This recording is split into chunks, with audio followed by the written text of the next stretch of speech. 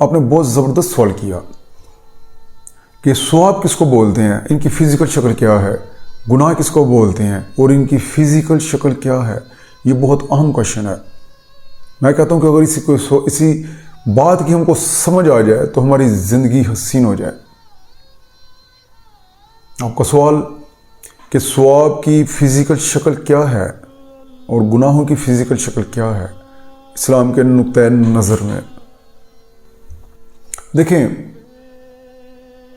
अल्लाह ताला ने कुरान पाक में भी अल्लाह ताला ने अपना सबसे पहला जो तारुफ करवाया है महलूक को अपने बारे में, वो अल्लाह ताला बोलते हैं कि अल्हम्दुलिल्लाहि रब्बिल आलमीन, कि जितनी भी नेमतें हैं, जितनी भी अच्छाइयाँ हैं दुनिया में, कायनात में, वो सब अल्लाह की तरफ से हैं जो तमाम आलमीन का रब है। अल्लाह ताला कहते हैं कि दुनिया में जितनी भी अच्छाइयाँ, जितनी भी नेमतें हैं, जितनी भी रहमतें बरकतें हैं, वो सब मेरी तरफ से हैं। ठीक है। फिर अल्लाह ताला फरमाते हैं कि मैं ही तमाम आलमीन का रब हूँ। फिर अल्लाह ताला फरमाते हैं कि मैं, ठीक है, अब फिर अच्छा इसके बाद फौरी अल्लाह ताला फरमाते हैं कि महलूक के बारे में मैं अगर इनका रब हूँ तो फिर मैं इनके बारे में क्या सोच रखता हूँ। रब तो मैं हूँ, लेकिन रब होने के नाते मैं अपनी महलूक के बारे में कैसी सोच रखता हूँ। फिर अल्लाह ताला फरमाते हैं अर्रहमानुर रहीम, कि मैं अपनी महलूक के बारे में इंतहाई मेहरबान हूँ, इंतहाई मेहरबान हूँ, रहम करने वाला हूँ।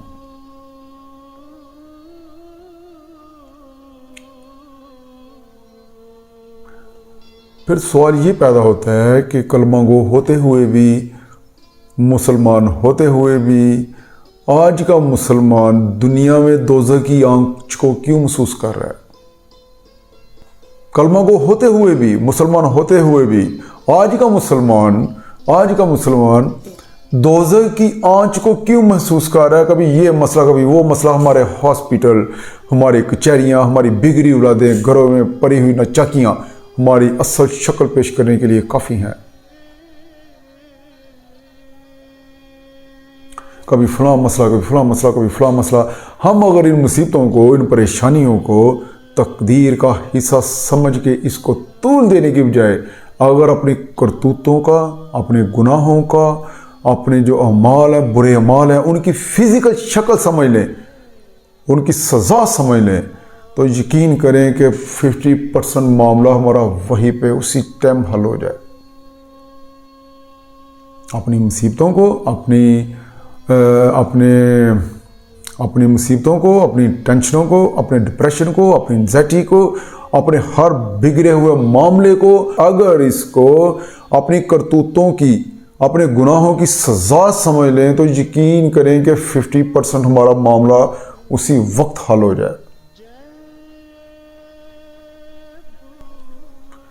इसी तरह जब इंसान कोई नेक काम करता है, ठीक है, जब इंसान नेक काम करता है तो उसको सवाब मिलता है, उसको सवाब मिलता है। सवाब क्या होता है? पुरसकून नींद, पुरसकून जहन, मुस्बत सोचें, ठीक है, अच्छा कारोबार, बाबरकत कारोबार, रिज़्क में बरकत, औलाद में बरकत, कारोबार में बरकत, हर चीज़ में बरकत बरकत बरकत, पुरसकून ज़िंदगी। जन्नत तो नहीं, लेकिन जन्नत जैसी ज़रूर ज़िंदगी। ये हमारे सवाब की फ़िज़िकल शक्ल है। याद रखें, मैं उन लोगों की बात कर रहा हूँ जो मुसलमान हैं। मैं उन लोगों की बात बिल्कुल नहीं कर रहा जिनका सारे का सारा सिला दुनिया में है और आखिरत सिर्फ और सिर्फ जहन्नम है। मैं उनको कंसीडर नहीं कर रहा, ठीक है। मैं उनको कंसीडर कर रहा हूँ जिनको दुनिया में भी मामलात होंगे, आखिरत में भी अच्छे बुरे मामलात का सामना करना पड़ेगा, ठीक है। मैं उन लोगों को कंसीडर नहीं कर रहा जिनको सारा कुछ दुनिया में मिलना है और आखिरत हमेशा हमेशा के लिए जहन्नम में गुजारनी पड़ेगी। उन लोगों को कंसीडर नहीं कर रहा मैं। लिहाजा याद रखिए कि आपके जो ज़िंदगी सवाब है आपकी ज़िंदगी को हसीन बनाता है। नेकियां, सवाब आपकी ज़िंदगी को हसीन करती हैं, आपके कारोबार में बरकत डालती हैं, आपकी रिज़्क में बरकत पड़ती है। आपकी औलादें नेक निकलती हैं, नस्लें सुधरती हैं, नस्लें सुधरती हैं, नस्लें।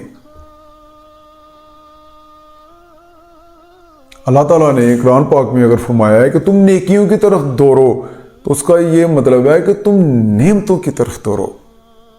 जब हम नेकियां करते हैं तो ये ज़हन में रखिएगा कि हम नेमतें कमा रहे हैं। नेकियां करो, नेकियां करो, आपकी ज़िंदगी हसीन हो जाएगी। गुनाहों से बचो। इस्तिग़फ़ार पढ़ने का इतना अजर क्यों है?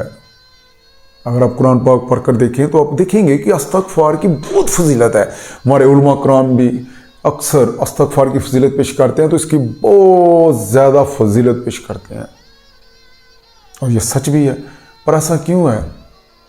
वो इसलिए जब इंसान इस्तिग़फ़ार से रुजू करता है तो आहिस्ता आहिस्ता उसके सारे गुनाह माफ़ हो जाते हैं। जब गुनाह माफ़ हो जाते हैं तो पीछे क्या रह जाता है? रहमतें, नेमतें, पुरसुकून ज़िंदगी। लिहाजा अगर आपने अपनी ज़िंदगी को हसीन करना है, खूबसूरत ज़िंदगी गुजारना चाहते हैं, तो नेकियां कमाएं, गुनाहों से बचें।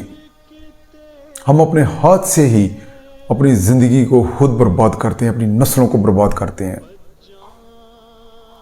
और नाम हम लगा देते हैं तकदीर का। यह हमारी सबसे बड़ी खराबी है। लिहाजा आज से आप कोशिश करें कि आप गुनाहों से बचेंगे, तकवे वाली ज़िंदगी गुजारेंगे और नेकियां कमाएंगे।